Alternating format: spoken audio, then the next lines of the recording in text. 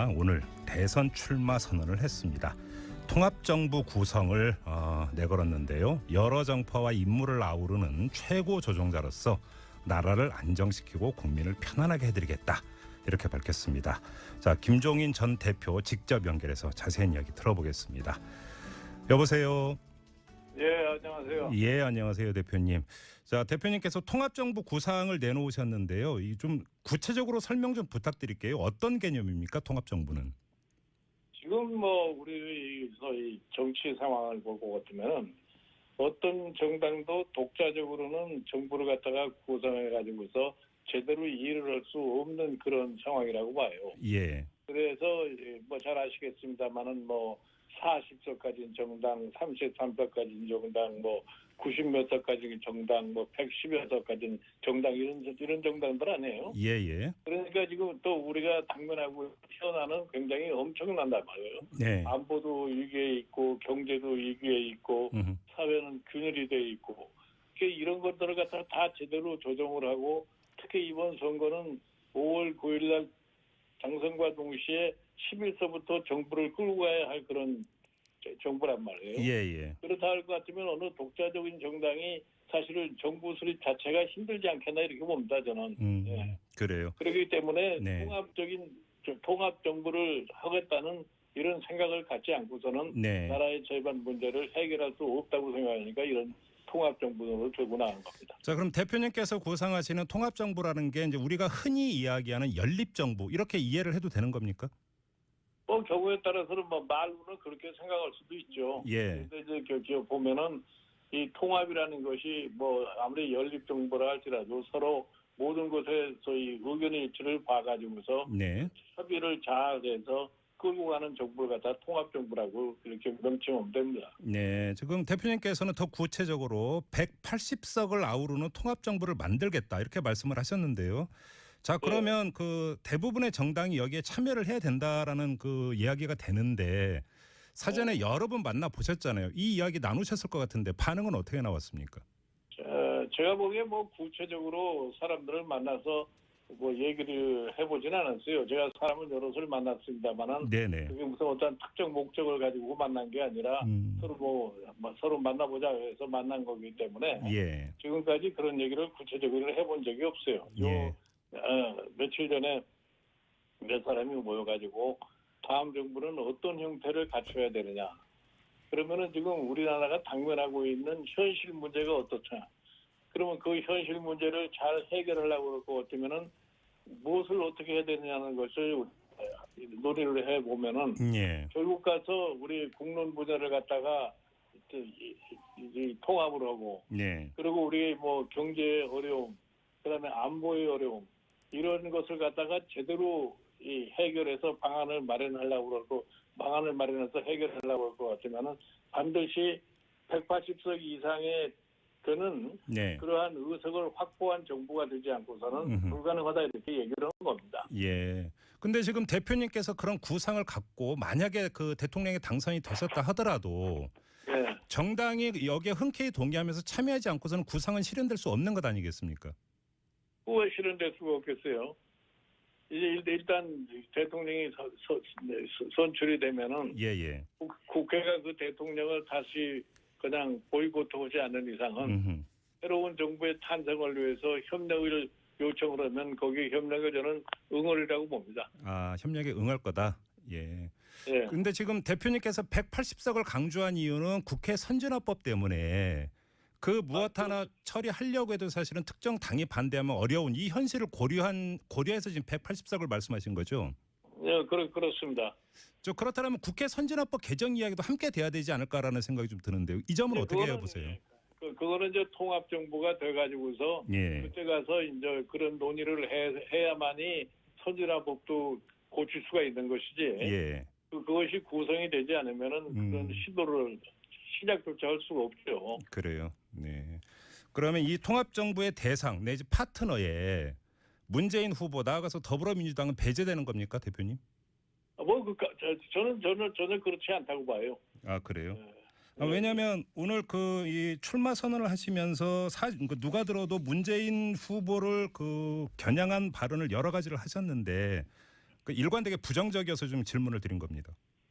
나는 뭐 그 얘기하고 통합 정부를 만드는 거고는 별개의 상황이라고 생각하는 거죠. 예. 저는 개인에 대한 얘기하고 예. 이 통합 정부를 만드는데 정당 간에 있어서의 협의라고는 별개의 사항이라고 봅니다. 아, 정당 간의 협의다. 예. 예. 그럼에도 불구하고 지금 대표님 보면 국정 책임자에게 무능은 죄악이다라고 하면서 여러 가지 말씀을 하셨는데요. 그러면 네, 말씀해 주세요. 아니 잘 아시다시피 예. 대통령의 지위에 오른 사람이 음흠. 상황에 대한 인식이 제대로 되어 있지 않고 예. 처리 방안을 제대로 제시하지 못하고 올 것 같으면은 그거는 일반 국민에 대한 하나의 죄라고 나는 생각을 해요. 예. 그래요. 그러면 문재인 후보 같은 경우는 대통령이 돼서는 안 되는 사람이다 이렇게 규정을 하시는 거네요. 내가 그 사람이 대통령 되면 안 된다고 규정하는 건 아니에요. 그래요. 예. 그거는 뭐 국민이 판단해서 할 일이지. 예. 내가 무슨 그거에 대한 판단할 수 있는 그런 권한은 없는 사람이에요. 알겠습니다. 자, 그러면 그 추가로 하나만 더 여쭤볼게요. 그러니까 그 후보에 대한 평가와 정당과의 통합, 조정이라고 해서 별개라고 말씀을 하셨는데 네. 지금 대표님께서는 그동안 일관되게 문재인 후보 내지 친문 세력의 패권주의를 계속 비판을 해오시지 않았습니까? 그러면 네. 더불어민주당과 문재인 후보는 사실은 한 몸뚱이다 이렇게 규정을 하고 계시는 거 아닌가요? 뭐 더불어민주당이라고 해서 뭐 전부가 다 패권에 가담하고 있는 사람들은 아니니까 예. 뭐 그렇게 전체를 다 한꺼번에 얘기를 할 수는 없죠. 아, 그렇게요. 이게 오늘 화제가 돼서 요건 좀 따로 질문을 드려야 될 것 같은데 이 3D 프린터를 3D 프린터라고 읽는 사람이 할 수 있는 일이 아니다.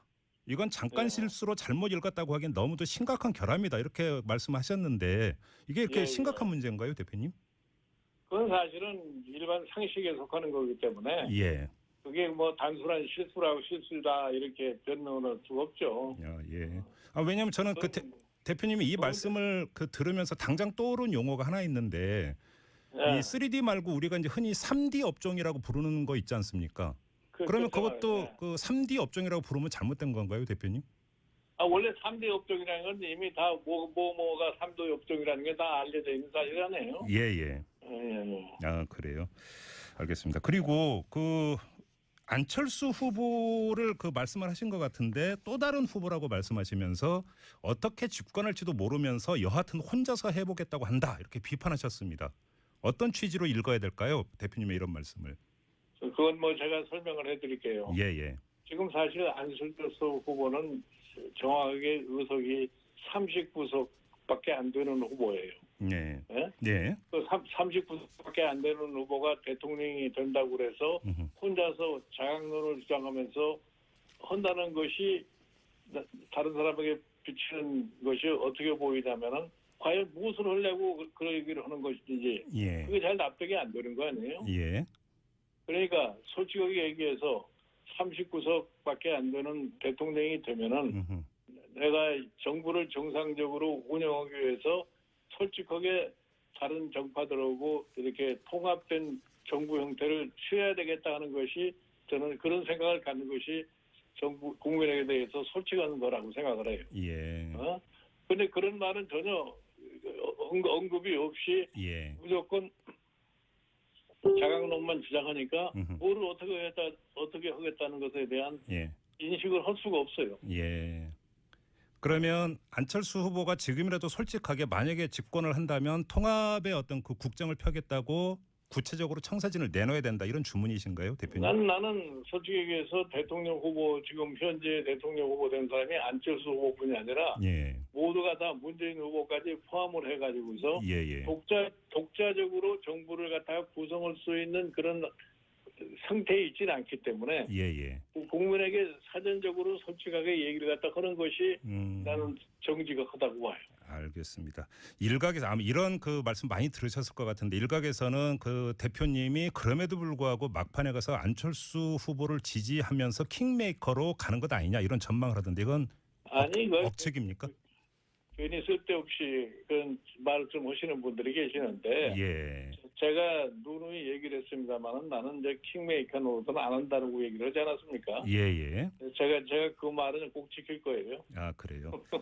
자, 그러면 아무튼 대표님께서는 이제 통합 정부는 이건 불가피하고 이렇게 이렇게밖에는 갈 수가 없다 이런 그 전제에서 출발을 하시는데 그래서 예, 권력자가 아니라 조정자 이걸 강조를 하셨어요. 예, 그런데 예. 다른 후보가 아니라 대표님만이 조정자 역할을 잘할 수 있다는 어떤 이런 자신감이라고 할까요? 자기 평가라고 할까요? 이건 어떻게 나오는 걸까요? 아니, 그건 뭐 내 스스로가 그런 능력을 가질 수 있다고 생각을 하기 때문에 그런 말씀을 하는 겁니다. 예. 그러면 나는 내가 그런 능력을 갖다가 발휘할 수 없는 사람이라고 생각하면은 네. 사실 출마 선언도 제가 할 수가 없어요. 내가 내 스스로가 국민한테 어떠한 그 잘못을 저지르면 안 되니까 예. 출마 선언도 할 수가 없는 거죠. 그렇기 때문에 네. 내가 그래도 과거에 지금까지 소위 국정의 경험이나 여러 가지를 내가 참 그동안에 생각하고 하는 것을 놓고 봤을 적에 나름대로 이걸 할 수 있는 자신을 가졌기 때문에 네. 제가 참 아무런 정당의 배경도 없이 네. 통합정부를 선언을 한 겁니다. 다른 5명의 후보가 들을 때는 좀 그 기분이 안 좋을 수도 있겠어요. 그러면 대표님. 뭐 그야 뭐 그건 할 수 없는 일이죠. 알겠습니다. 최근에 계속 언론 보도를 타고 있는 게 정운찬 전 총리, 그다음에 홍석현 전 중앙일보 JTBC 회장과 이제 그 여러 가지 이야기를 나누고 있는 것 아니냐 이런 보도가 나오고 있는데요. 어떤 관계입니까, 대표님? 뭐 여러 가지 얘기를 나눴다기보다는 딱 한 번 만났어요. 예.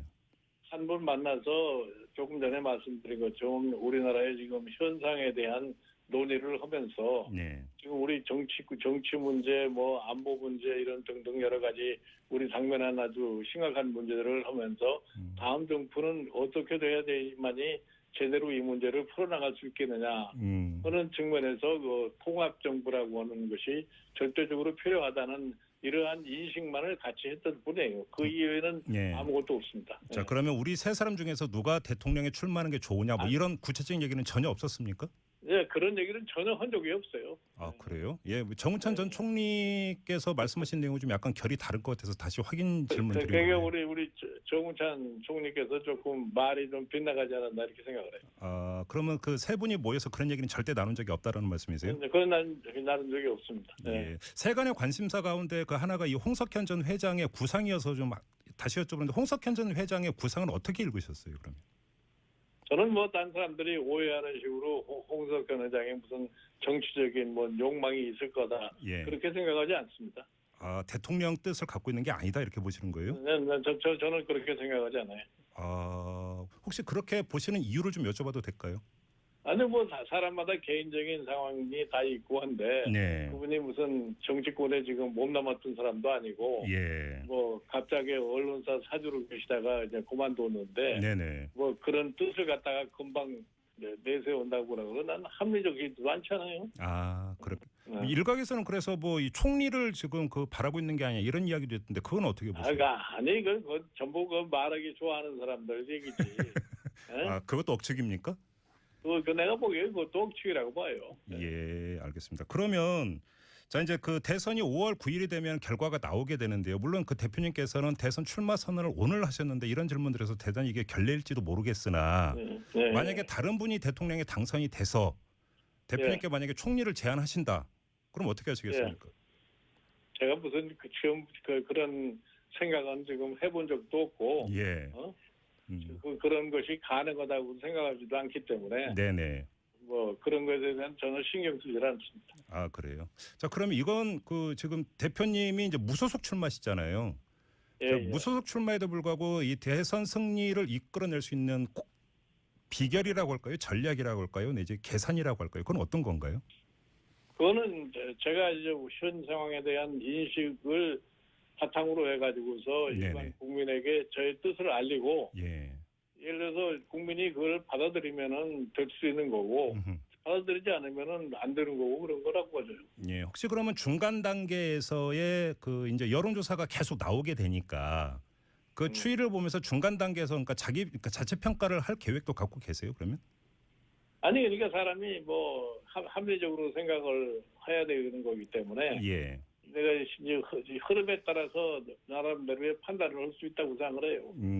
아, 흐름에 따라서 잠깐만요. 그러면 지금 이 말씀은 이 그 지지율 추이에 따라서는 중도에 포기할 수도 있다. 이렇게 해석될 수도 있습니다, 대표님. 아니 그거는 뭐 그때 가봐야 아는 건데 네. 지금 미리서부터 내가 뭐 나는 뭐 지지도가 올라가지 않을 것이다 하는 이런 전제를 하고서는 출마할 수가 없어요. 아, 예.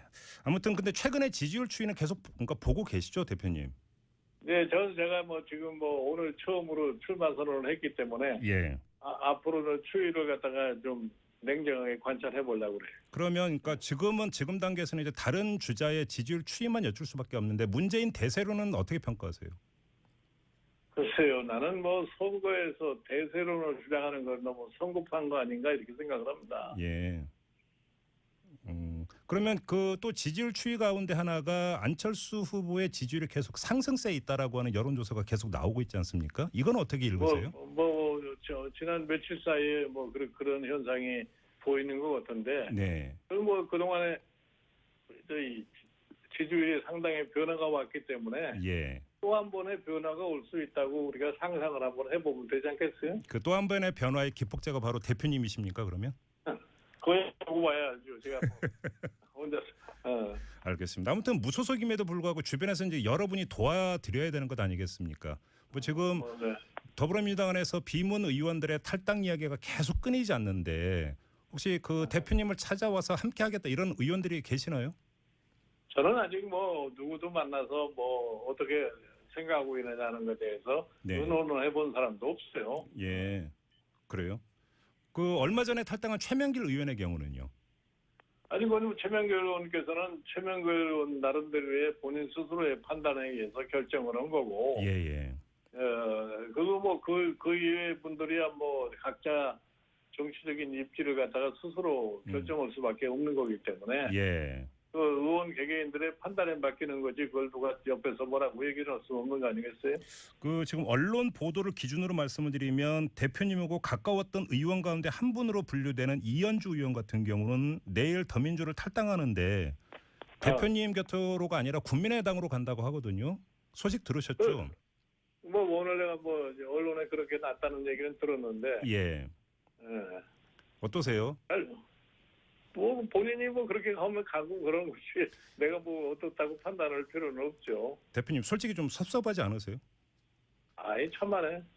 아, 아닙니까? 왜냐하면 대선은 큰 선거이기 때문에 많은 분들이 도와드려야 되죠. 아니 뭐 이 정치인이라는 것은 다 개개인의 이해관계에 의해서 네. 모든 것을 결정하기 때문에 네네. 거기에 뭘 기대를 한다는 자체가 별로 의미가 없어요. 알겠습니다.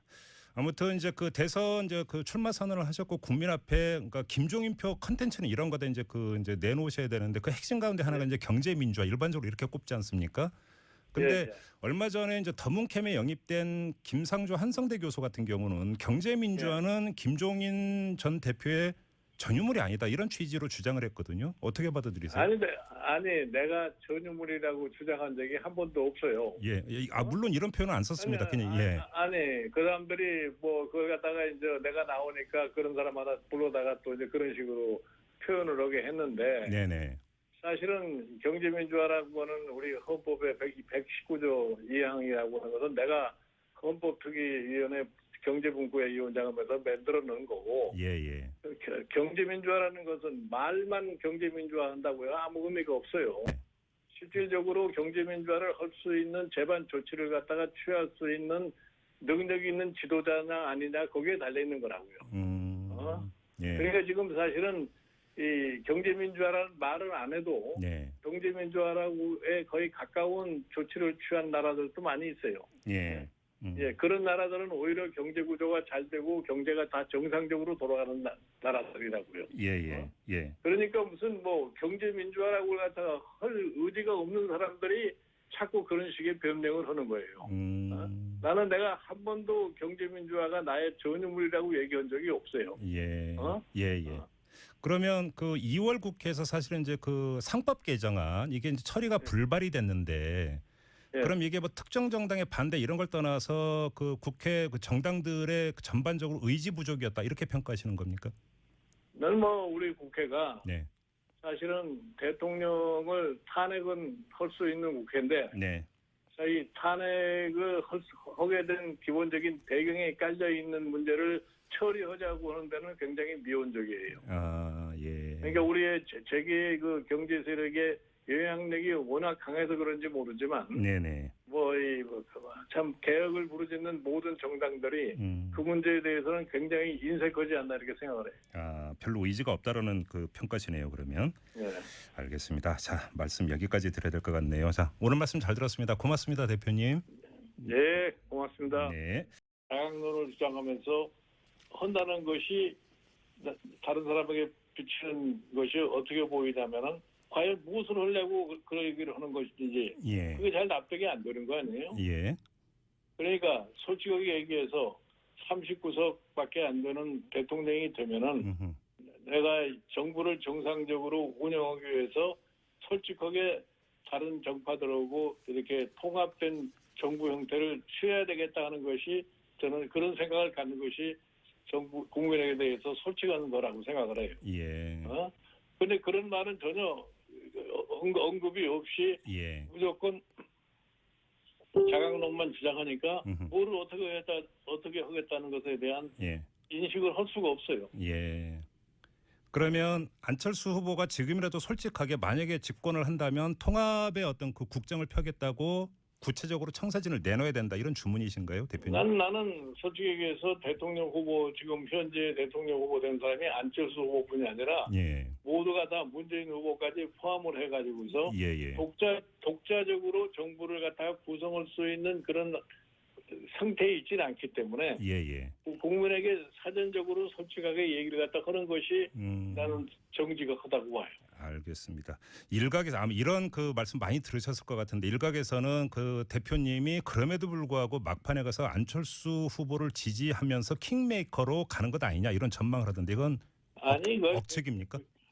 괜히 쓸데없이 그런 말을 좀 하시는 분들이 계시는데 예. 제가 누누이 얘기를 했습니다만은 나는 이제 킹메이커 노릇은 안 한다고 얘기를 하지 않았습니까? 예. 제가 그 말은 꼭 지킬 거예요. 아, 그래요. 자, 그러면 아무튼 그 대표님께서는 이제 통합 정부는 이건 불가피하고 이렇게밖에는 갈 수가 없다 이런 그 전제에서 출발을 하시는데 그래서 예. 권력자가 아니라 조정자가 오늘 대선 출마 선언을 했습니다. 통합정부 구성을 내걸었는데요. 여러 정파와 인물을 아우르는 최고 조종자로서 나라를 안정시키고 국민을 편안하게 해드리겠다. 이렇게 밝혔습니다. 자, 김종인 전 대표 직접 연결해서 자세한 이야기 들어보겠습니다. 여보세요. 예, 안녕하세요. 예, 안녕하세요, 대표님. 자, 대표님께서 통합정부 구상을 내놓으셨는데요. 이 좀 구체적으로 설명 좀 부탁드릴게요. 어떤 개념입니까, 통합정부는? 지금 우리 소위 정치 상황을 볼 것 같으면 어떤 정당도 독자적으로는 정부를 갖다가 구성해 가지고서 제대로 일을 할 수 없는 그런 상황이라고 봐요. 예. 그래서 잘 아시겠습니다만은 40석까지는 정당, 33석까지는 정당, 90몇 석까지는 정당, 110여 석까지는 정당 이런 정당들 아니에요. 예. 그러니까 지금 또 우리가 당면하고 태어나는 굉장히 엄청난단 말이에요. 네. 안보도 위기에 있고 경제도 위기에 있고 사회는 균열이 돼 있고 이런 것들을 갖다가 다 제대로 조정을 하고 특히 이번 선거는 5월 9일 날 당선과 동시에 10일서부터 정부를 끌고 가야 할 그런 정부란 말이에요. 예. 그렇다 할 것 같으면 어느 독자적인 정당이 사실은 정부 수립 자체가 힘들지 않겠나 이렇게 봅니다 저는. 예. 그래요. 그렇기 때문에 네. 통합 정부를 하겠다는 이런 생각을 갖지 않고서는 네. 나라의 절반 문제를 해결할 수 없다고 생각하니까 이런 통합 정부로 들고 나간 겁니다. 자, 그럼 대표님께서 구상하시는 통합 정부라는 게 이제 우리가 흔히 이야기하는 연립 정부 이렇게 이해를 해도 되는 겁니까? 경우에 따라서는 말로는 그렇게 생각할 수도 있죠. 예. 근데 이제 보면은 이 통합이라는 것이 아무리 연립 정부라 할지라도 서로 모든 것에 소위 의견 일치를 봐가지고서 네. 협의를 잘 해서 지금 대표님께서 180석을 강조한 이유는 국회 선진화법 때문에 그 무엇 하나 처리하려고 해도 사실은 특정 당이 반대하면 어려운 이 현실을 고려해서 지금 180석을 말씀하신 거죠? 네, 그렇습니다. 그렇다면 국회 선진화법 개정 이야기도 함께 돼야 되지 않을까라는 생각이 좀 드는데요. 이 점은 어떻게 해보세요? 그거는 이제 통합 정부가 돼가지고서 예. 그때 가서 이제 그런 논의를 해야만이 선진화법도 고칠 수가 있는 것이지. 예. 그것이 구성이 되지 않으면은 그런 시도를 시작조차 할 수가 없죠. 그래요. 네. 그러면 이 통합정부의 대상 내지 파트너에 문재인 후보 나아가서 더불어민주당은 배제되는 겁니까, 대표님? 저는 전혀 그렇지 않다고 봐요. 아, 그래요? 네. 왜냐하면 오늘 그 이 출마 선언을 하시면서 누가 들어도 문재인 후보를 그 겨냥한 발언을 여러 가지를 하셨는데 그 일관되게 부정적이어서 좀 질문을 드린 겁니다. 나는 뭐 그 얘기하고 통합정부를 만드는 거고는 별개의 상황이라고 생각하는 거죠. 예. 저는 개인에 대한 얘기하고 예. 이 통합정부를 만드는데 정당 간에 있어서의 협의라고는 별개의 사항이라고 봅니다. 아, 정당 간의 협의다. 예. 예. 그럼에도 불구하고 지금 대표님 보면 국정 책임자에게 무능은 죄악이다라고 하면서 여러 가지 말씀을 하셨는데요. 그러면 네, 말씀해 주세요. 아니 잘 아시다시피 예. 대통령의 지위에 오른 사람이 음흠. 상황에 대한 인식이 제대로 되어 있지 않고 예. 처리 방안을 제대로 제시하지 못하고 올 것 같으면은 그거는 일반 국민에 대한 하나의 죄라고 나는 생각을 해요. 예. 그래요. 그러면 문재인 후보 같은 경우는 대통령이 돼서는 안 되는 사람이다 이렇게 규정을 하시는 거네요. 내가 그 사람이 대통령 되면 안 된다고 규정하는 건 아니에요. 그래요? 예. 그거는 뭐 국민이 판단해서 할 일이지. 예. 내가 무슨 그거에 대한 판단할 수 있는 그런 권한은 없는 사람이에요. 알겠습니다. 자, 그러면 그 추가로 하나만 더 여쭤볼게요. 그러니까 그 후보에 대한 평가와 정당과의 통합, 조정이라고 해서 별개라고 말씀을 하셨는데 네. 지금 대표님께서는 그동안 일관되게 문재인 후보 내지 친문 세력의 패권주의를 계속 비판을 해오시지 않았습니까? 그러면 네. 더불어민주당과 문재인 후보는 사실은 한 몸뚱이다 이렇게 규정을 하고 계시는 거 아닌가요? 뭐 더불어민주당이라고 해서 뭐 전부가 다 패권에 가담하고 있는 사람들은 아니니까 예. 그렇게 전체를 다 한꺼번에 얘기를 할 수는 없죠. 아, 그렇게요. 이게 오늘 화제가 돼서 요건 좀 따로 질문을 드려야 될 것 같은데 이 3D 프린터를 3D 프린터라고 읽는 사람이 할 수 있는 일이 아니다. 이건 잠깐 실수로 잘못 읽었다고 하기엔 너무도 심각한 결함이다. 이렇게 말씀하셨는데 이게 이렇게 심각한 문제인가요, 대표님? 그건 사실은 일반 상식에 속하는 거기 때문에 예. 그게 뭐 단순한 실수다 이렇게 변론할 수가 없죠. 예. 왜냐하면 저는 대표님이 이 말씀을 들으면서 당장 떠오른 용어가 하나 있는데 이 3D 말고 우리가 이제 흔히 3D 업종이라고 부르는 거 있지 않습니까? 그러면 그것도 그 3D 업종이라고 부르면 잘못된 건가요, 대표님? 원래 3D 업종이라는 건 이미 다 뭐가 3D 업종이라는 게 다 알려져 있는 사실이잖아요. 예. 아, 그래요. 알겠습니다. 그리고 그 안철수 후보를 말씀을 하신 것 같은데 또 다른 후보라고 말씀하시면서 어떻게 집권할지도 모르면서 여하튼 혼자서 해보겠다고 한다 이렇게 비판하셨습니다. 어떤 취지로 읽어야 될까요, 대표님의 이런 말씀을? 그건 뭐 제가 설명을 해드릴게요. 예. 지금 사실 안철수 후보는 정확하게 의석이 39석밖에 안 되는 후보예요. 네. 네? 그 39석밖에 안 되는 후보가 대통령이 된다고 그래서 혼자서 끌고 가는 정부를 갖다 통합정부라고 이렇게 명칭하면 됩니다. 네. 지금 대표님께서는 더 구체적으로 180석을 아우르는 통합정부를 만들겠다 이렇게 말씀을 하셨는데요. 자, 그러면 그 대부분의 정당이 여기에 참여를 해야 된다라는 그 이야기가 되는데 사전에 여러 번 만나 보셨잖아요. 이 이야기 나누셨을 것 같은데 반응은 어떻게 나왔습니까? 제가 보기에 뭐 구체적으로 사람들을 만나서 뭐 얘기를 해보진 않았어요. 제가 사람을 여럿을 만났습니다만은 그게 무슨 어떤 특정 목적을 가지고 만난 게 아니라 서로 만나보자 해서 만난 거기 때문에 지금까지 그런 얘기를 구체적으로 해본 적이 없어요. 며칠 전에 몇 사람이 모여가지고 다음 정부는 어떤 형태를 갖춰야 되느냐. 그러면은 지금 우리나라가 당면하고 있는 현실 문제가 어떻냐. 그러면 그 현실 문제를 잘 해결하려고 할 것 같으면은 무엇을 어떻게 해야 되느냐는 것을 논의를 해보면은 결국 가서 우리 국론 분야를 갖다가 통합을 하고 그리고 우리 뭐 경제의 어려움, 그다음에 안보의 어려움 이런 것을 갖다가 제대로 해결해서 방안을 마련하려고 방안을 마련해서 해결하려고 할 것 같으면은 반드시 180석 이상의 저는 네. 그러한 의석을 확보한 정부가 되지 않고서는 음흠. 불가능하다 이렇게 얘기를 한 겁니다. 예. 근데 지금 대표님께서 그런 구상을 갖고 만약에 그 대통령이 당선이 되셨다 하더라도 예. 정당이 여기에 흔쾌히 동의하면서 참여하지 않고서는 구상은 실현될 수 없는 것 아니겠습니까? 왜 실현될 수가 없겠어요? 이제 일단 대통령이 선출이 되면은 예예. 국회가 그 대통령을 다시 그냥 보이콧하지 않는 이상은 새로운 정부의 탄생을 위해서 협력을 요청을 하면 거기에 협력에 저는 응원이라고 봅니다. 아 협력에 응할 거다. 예. 예. 근데